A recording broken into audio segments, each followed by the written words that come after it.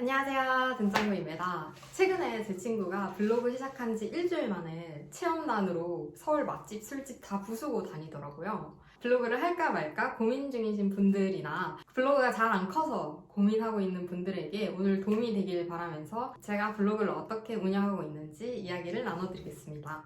먼저 제가 블로그를 시작한 이유는 제가 대학원을 다닐 때 자존감이 바닥을 쳤어요. 와, 나는 사회에서 정말 가치가 없는 사람이구나 라고 느끼면서 뭐라도 정말 작은 거라도 스스로 성취감을 느낄 수 있는 거를 찾다가 가장 쉬워 보이는 게 블로그라서 시작을 했습니다. 주변에 블로그 하는 친구들이 많은 건 알았는데 관심이 없었을 때 몰랐다가 블로그를 시작하고 나서 보니까 되게 잘 나가는 블로거 친구들도 있었고 누가 보던지 말든지 그냥 일상, 일기, 메모 이렇게 올리는 친구들도 있더라고요. 그렇게 다양화된 콘텐츠, 내 마음대로 내가 원하는 대로 블로그를 운영해 나갈 수 있다는 점에 큰 매력을 느꼈습니다. 가장 관심 있으실 것 같은 블로그 키우는 법에 대해서 말씀드리면 죄송합니다. 솔직히 잘 모릅니다.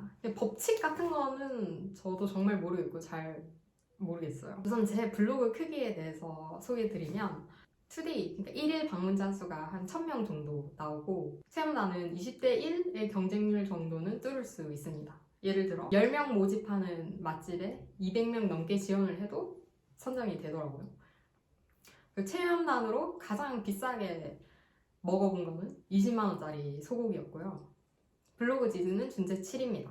블로그 지수란 뭐냐면 블로그 컨텐츠가 검색 엔진, 광고 등이 얼마나 최적화되어 있는지 판단하는 척도가 있는데 이를 블로그 지수라고 하고 일반, 준체, 최적 크게 세 가지로 나뉩니다. 저는 거기서 준체 중에 최고인 준체 7 등급입니다. 근데 이 지수라는 거는 한번 준체 7이 됐다고 준체 7로 머무는 게 아니라 계속 유지하기 위해서 노력을 해야 돼요. 마치 다이어트 가수입니다.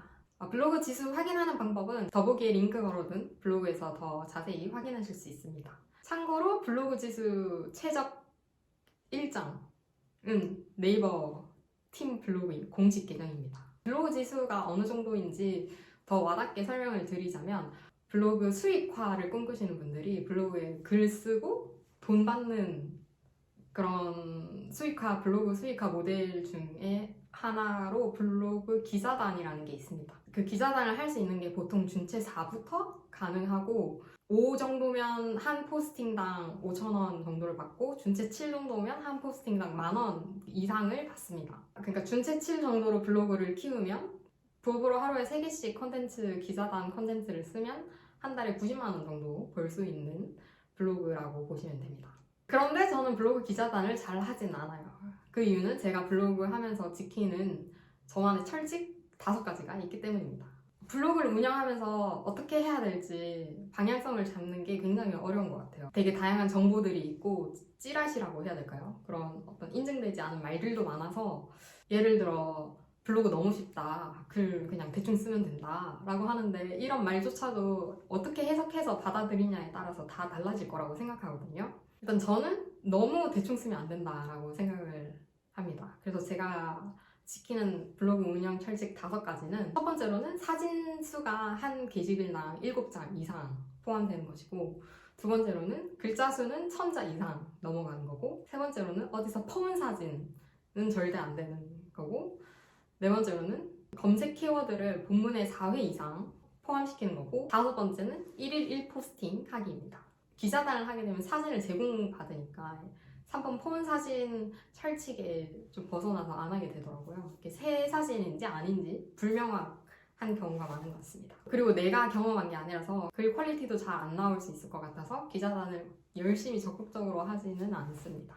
이 철칙 5가지 중에서 첫 번째랑 네 번째는 검색 최적화되려고 하는 겁니다. 이미지 크기도 너무 크면 용량이 많아서 검색 최적화에 안 된다고 하는데요. 네이버 블로그는 이미지를 첨부하면 자동으로 리사이징이 됩니다. 추가로 더 줄이진 않습니다. 근데 막 600픽셀로 맞추는 분들도 많으신 것 같아요. 그리고 이번 글자 수 1000자 이상 적는 거는 이거는 네이버뿐만이 아니라 모든 컨텐츠 플랫폼이 가장 중요시하는 게 사용자가 이 컨텐츠를 얼마나 소비하냐를 척도로 샜는데 블로그도 보는 사람이 내 글에 머무는 시간이 중요해서 읽는 글 양을 채워드리려고 최소 1000자 이상을 씁니다.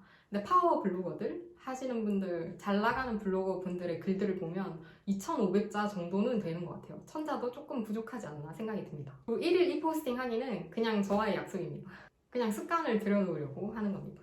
뭐 그렇다고 매일매일 블로그를 접속해서 글을 쓰고 하는 건 아니고요. 뭐 블로그 글 쓰고 싶을 때 5개 와다다 써놓고 뭐 5일 쉬고 이런 식으로 저는 합니다. 뭐 자기 스타일에 맞게 블로그를 운영할 수 있을 것 같아요. 다음으로는 블로그 운영하면서 주의사항에 대해서 공유드리겠습니다. 블로그를 하게 되면 뿌띠 성형 병원들한테 되게 협찬해주겠다라는 제안이 많이 와요.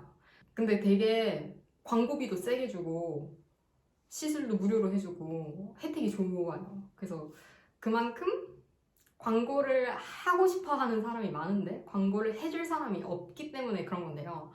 그러니까 병원, 마사지 이런 글을 쓰면 그 게시글이 신고를 받기가 쉽다고 합니다. 그리고 포스팅 글을 쓸 때 제목을 뭐 키워드 위주로 써야 된다 등등 운영 팁들이 있는데 이거는 네이버 팀 블로그가 운영하는 방식을 시시각각 바꾸기 때문에 계속 최신으로 업데이트 해줘야 됩니다. 그런데 일반 그냥 취미로 블로그 하는 사람이 네이버 팀 블로그의 공식 오피셜 뜨는 거를 계속 찾아보고 그 소식을 업데이트하고 하기가 쉽지가 않겠죠. 그래서 저는 그런 걸 정리해서 알려주는 파워 블로거들의 컨텐츠를 많이 접하려고 합니다. 대표적으로 저는 캐넨이라는 블로거님의 인스타를 팔로우하고 있고 결혼 일상 얘기 등이 골고루 올라오는데 체험단 신청할 수 있는 플랫폼들도 정리해서 알려주시고 가끔 포스팅 작성 꿀팁도 전수해 주셔서 캐넨 블로거님 인스타그램 팔로우 하시는 것을 추천드립니다. 그리고 마지막으로는 체험단에 대해서 말씀드리겠습니다. 저는 체험단을 우선 강력히 추천합니다. 블로그를 하다 보면 체험단에 대한 찌라시도 있어요. 너무 광고를 많이 올리면 블로그 성장이 안 좋다 이런 게 있는데 저는 강력 추천하는 이유가 체험단을 하다 보면 체험단 운영하는 사람이 자영업자 그 음식 식당의 사장님뿐만 아니라 에이전시에서 전문적으로 운영을 하는 경우도 있어요. 그럼 그 과정에서 글을 어떻게 써주세요 이런 가이드를 주는 게 그게 곧 최적화가 되는 가이드라고 생각이 들어요. 그게 마케팅 전문가들이 알려준 가이드니까 최적화가 될 수 있는 게시글을 쓰는 방법이라고 생각하거든요. 그러니까 체험단을 하다 보면 최적화 글을 쓰는 방법까지 배우게 되는 거죠. 처음엔 사실 그 가이드 지키는 것도 번거로운데 일단 체험을 했으면 무조건 그 가이드에 맞춰서 글을 써야 되잖아요. 그래서 책임감으로 하게 되고 그러면서 내 블로그에 대한 잔 근육, 잔 스킬이 늘어가게 되는 것 같습니다. 체험단 추천 사이트는 강남 맛집, 레뷰, 리뷰노트, 슈퍼멤버스 이렇게 4개를 하고 있습니다. 강남 맛집, 레뷰, 리뷰노트 이 3개는 체험단이 많이 올라와서 하고요. 슈퍼멤버스는 체험단 신청, 예약, 일정 관리를 안 해도 되는 체험단 캠페인들이 많아서 하고 있습니다. 그러니까 갑자기 오늘 아침에 뭐 짜장면이 먹고 싶다 하면 슈퍼멤버스에서 오늘 짜장면 예약 없이 먹을 수 있는 식당을 찾아서 갈 수가 있습니다. 지금은 체험단 당첨이 잘 되는 편인데 처음엔 잘 안 됐을 때는 강남 맛집에서 주로 많이 했고 그때는 서울오빠라는 플랫폼도 사용을 했습니다. 서울오빠는 체험단이 엄청 많은 것 같지는 않아서 지금은 잘 안 하게 되었습니다. 그리고 이런 공식적인 플랫폼뿐만 아니라 체험단 모집한다는 오픈 채팅방도 있어요. 오픈 채팅방에 들어가서도 체험단을 신청할 수 있습니다. 그리고 경쟁률도 훨씬 낮다고 들었어요. 근데 오픈 채팅방은 어떤 플랫폼이 공인하는 게 없기 때문에 개인 간의 거래이기 때문에 좀 사기를 조심해야 한다고 들었습니다. 네, 오늘은 이렇게 블로그를 운영하면서 쌓은 저만의 팁들을 나누어 드렸는데요. 저는 블로그를 하면서 가장 좋은 게 돈을 아끼는 것보다 경험이라고 생각합니다. 돈도 많이 절약을 하겠지만 사실 생활비를 많이 아꼈다는 거는 크게 체감하지를 못합니다. 제가 원래도 슈퍼아이여서 집 밖을 잘 안 나갔거든요.